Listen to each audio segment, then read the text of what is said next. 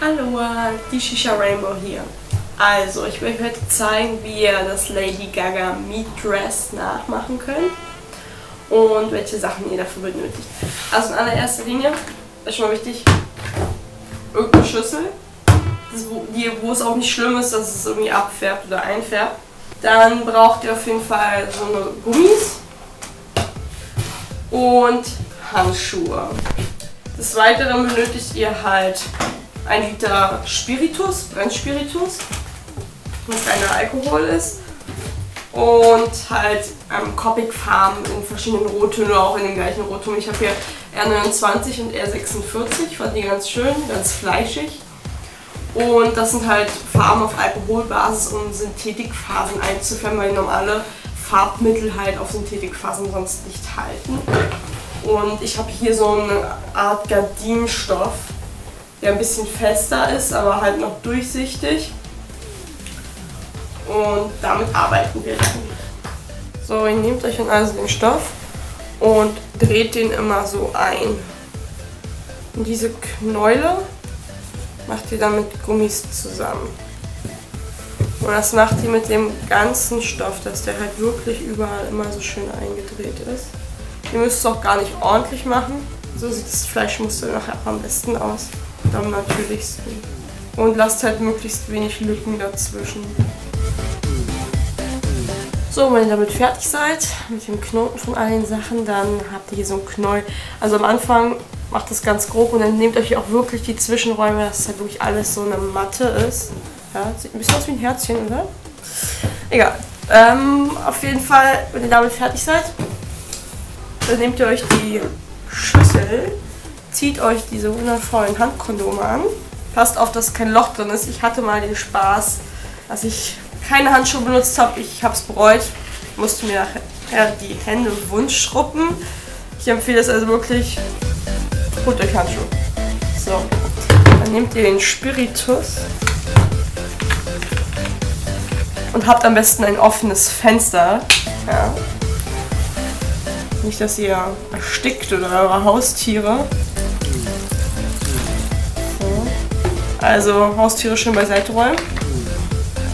Macht es erst mal so, dass der Boden bedeckt ist, damit ihr ein Gefühl dafür kriegt. Dann nehmt ihr die Farbe. Ja, ich habe hier noch ein bisschen was übrig.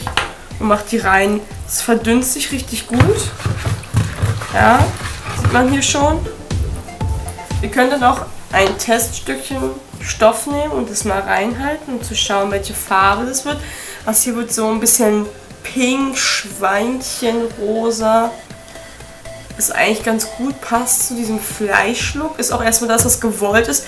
Die stärkeren, röteren Teile, die werde ich später ergänzen.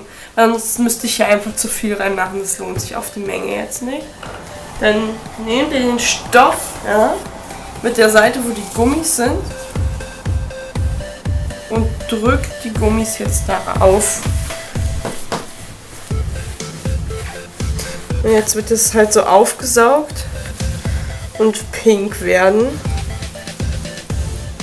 So. Schon ziemlich voll. Dann bringt es ein bisschen, damit sich die Farbe auch ein bisschen verteilt und in die Ecken fließt. So. Dann könnt ihr das noch locker darauf legen.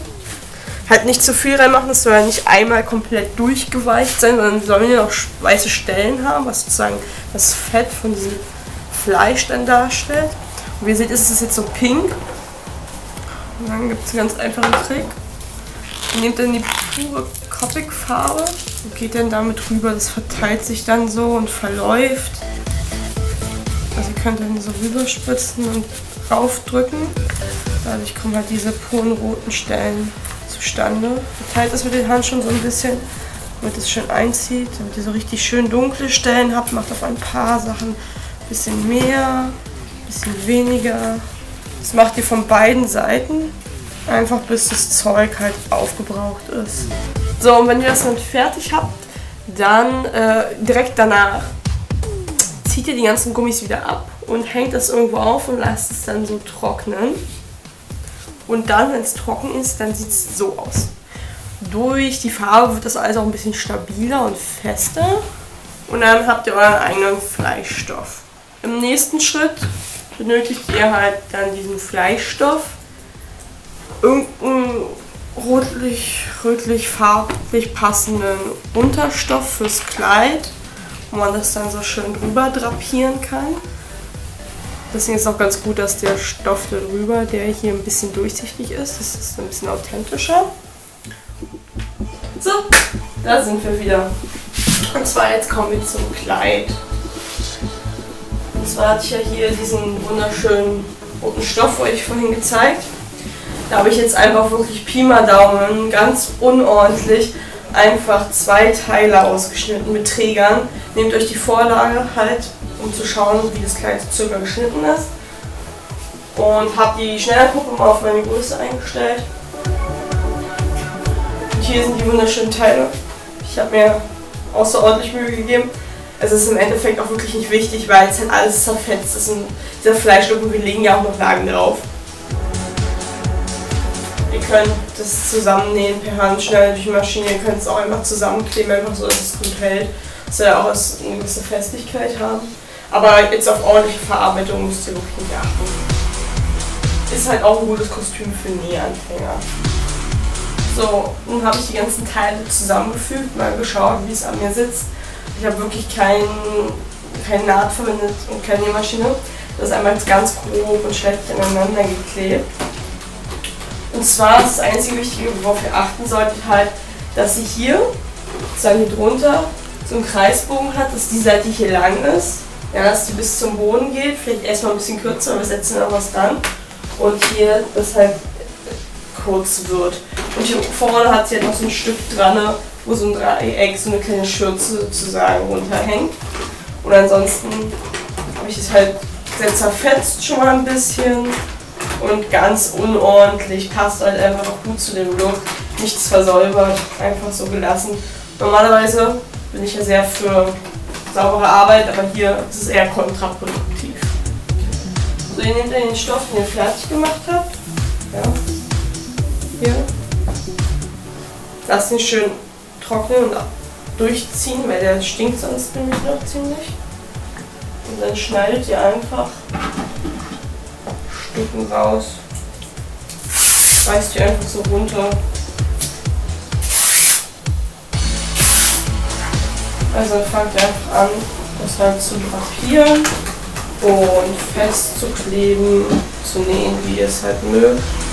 Einfach nur, dass das Rot halt gedeckt ist.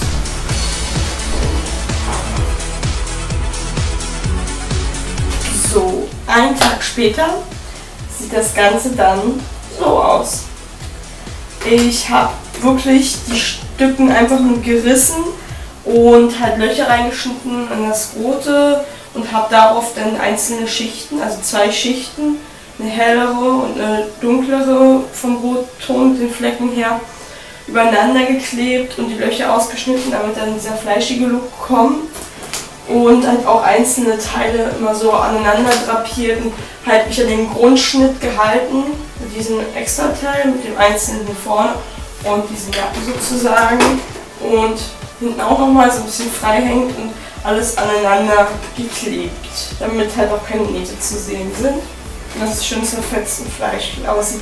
Danach, das Einzige, was ich noch gemacht habe, ist, innen drinnen war es ja nur rot, habe ich ein bisschen Acrylfarbe in Weiß genommen und habe das eingemalt, um das Fett zu imitieren, und hier oben nochmal ein bisschen und hier, damit die Abgrenzung zum nächsten Stück etwas deutlicher ist.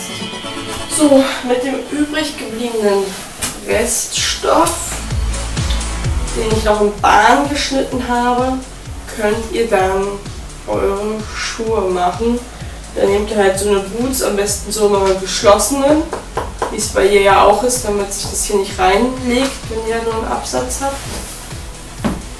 Und nehmt das Ganze dann so an eurem Fuß am besten direkt, wickelt das alles nur rum, so, ganz grob.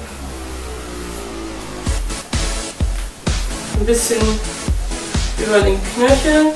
Nehmt euch einen Wollgarn oder einen Bindfaden, den ihr vielleicht noch kennt, wo man so Braten mitgebunden hat, oder eure Mutter. und schnürt das Ganze dann wie so ein Paket ineinander. Macht den Faden schön lang, damit ihr auch genug Reichweite habt.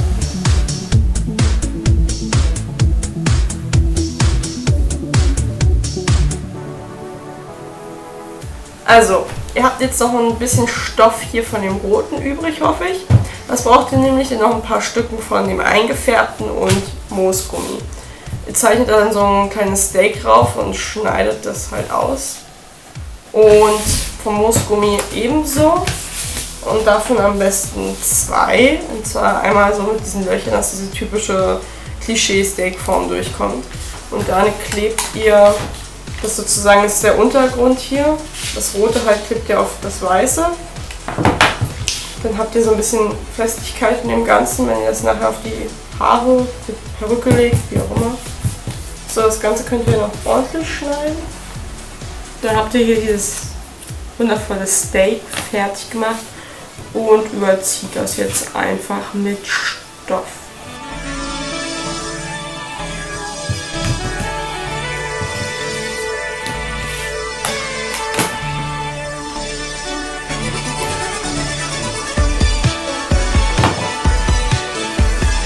Wenn das dann so aussieht, dann bereitet ihr noch so 2 so Teilchen vor, die ihr wieder so reinsetzen könnt.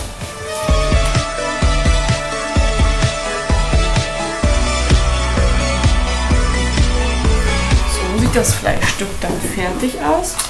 Ich habe noch etwas Acrylfarbe genommen und habe da so weiße Streifen drauf gemalt und habe das Ganze dann noch mit Uhu-Kleber, also jeglichen transparenten Kleber, habe ich zusammengemischt und habe das dann hier raufgeschmiert, damit das so diesen Wet-Effekt hat, dieses Glänzende, dass es wirklich sehr frisch und fleischig wirkt.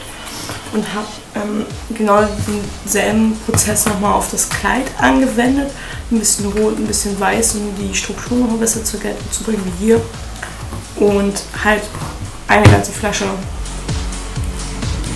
Uhu-Kleber verwendet, um das ganze Kleid sozusagen einzulackieren, wodurch es dann nicht mehr so stoffig ist, sondern eher so hart und schwer und wirklich sehr fleischig, feucht aussieht. Und mit ein bisschen Accessoires, einem richtigen Make-up und der Perücke sieht das fertige Outfit dann so aus.